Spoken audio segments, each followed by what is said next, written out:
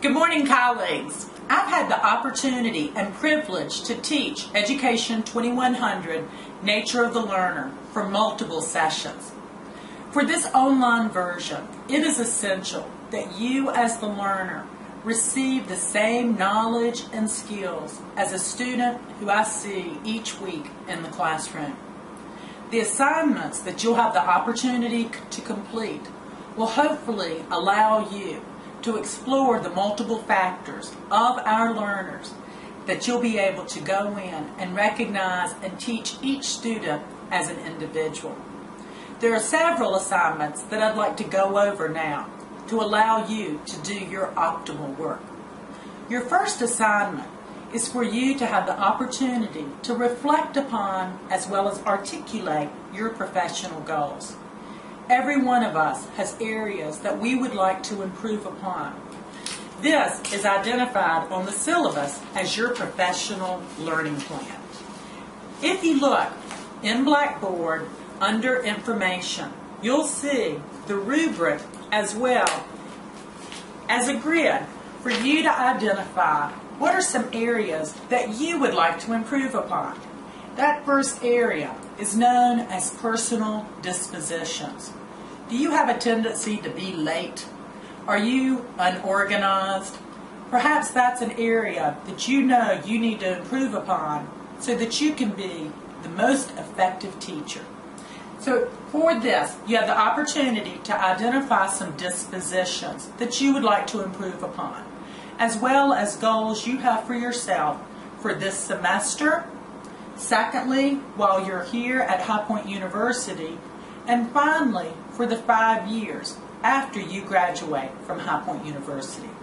For each of these, you'll have the opportunity to identify 3 specific ways you would like to improve or goals you would like to meet. These goals need to be observable, measurable, and attainable. For example, don't put, "I would like to be more involved." While that's a wonderful goal to have, it's not as measurable for you to have as it might be, 1, to become an active member of Teachers of Tomorrow. That goal is much more specific. Your second column is going to put what are specific activities that you would like to complete in order to show that you have demonstrated that goal that you've identified. For example, if your goal is to become an active member of Teachers of Tomorrow, an appropriate objective might be to attend at least 2 meetings per semester. That last column is an opportunity for you to reflect upon the resources you need in order to complete those objectives. Your resources might be the High Point University Teachers of Tomorrow page on Facebook, which would allow you to find out when meetings are, as well as our current officers. Don't forget at the bottom, there's an opportunity for you to identify the rationale behind choosing your goals. There again, the opportunity to identify your personal dispositions, perhaps your habits, as well as goals this semester, while you're at High Point, and for 5 years beyond. If you have any questions, feel free to email me. Another opportunity for this class is your individual presentation. If we were in class, each one of you would have the opportunity to stand before your peers and introduce a topic that you selected. By now, each one of you should have selected a topic that you would like to take leadership for in presenting to the class through an online format. If you look in the information folder, you'll see a rubric. Your dynamic presentation needs to include an overview of the topic you selected. As a reminder, this topic and presentation information needs to be applicable to everyone in the class, regardless of the grade level they plan to teach or their content area. So make the information relevant, useful, and of course, emphasize educational implications. Please be creative. Find an appropriate video link if you would like to include in your PowerPoint presentation. Add some wonderful links where teachers can find helpful information. perhaps on research, statistics, or lesson plans to help address the student that's being discussed in your dynamic presentation.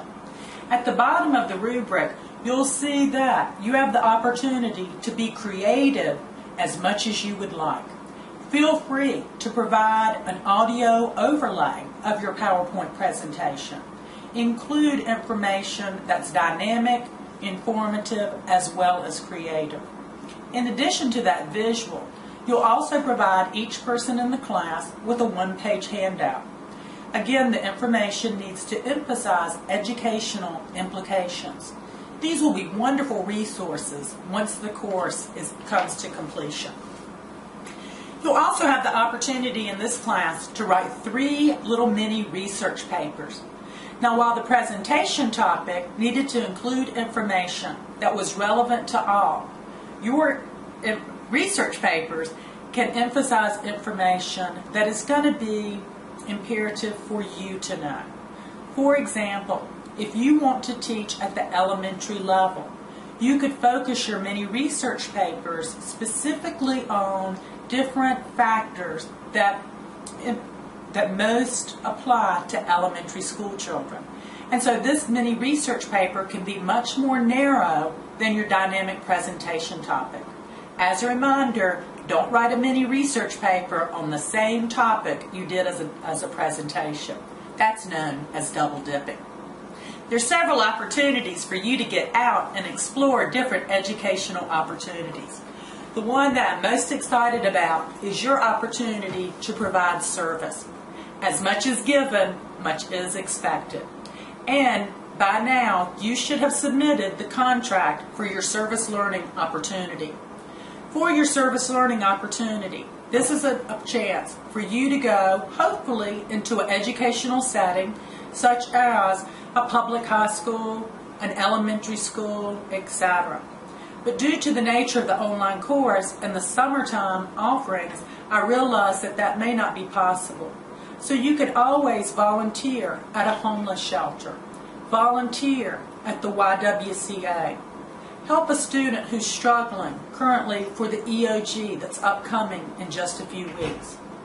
As you know, this assignment has very high expectations, and you should have already submitted a contract that outlines the expectations that are expected of you. Many of these are for your safety. Never give students food or your home number. Never add a student to your Facebook account as a friend. We know that teachers are held to very high ethical standards, and a copy of the High Point University Professional and Ethical Code of Conduct, which each one of us is held to, can be found in the High Point University Blackboard folder for this course. You also have the opportunity to take 3 educational field trips. Try to explore areas that you haven't been to in a while. If you never went to a private school, go on a tour of a private school. Several of the opportunities listed on the course syllabus are for the weekend. Go volunteer at Special Olympics that include students with disabilities. Volunteer on a Sunday afternoon at a homeless shelter. Go to a religious service where you are the minority. These should always be public experiences where you feel safe. Take time, explore different opportunities that your students experience on an ongoing basis. I feel confident you'll enjoy these experiences as well as benefit from them. There are some other assignments listed on the course syllabus. Please read over those, review the rubrics, and let me know if you have any questions. I look forward to reading about these wonderful opportunities. Thanks.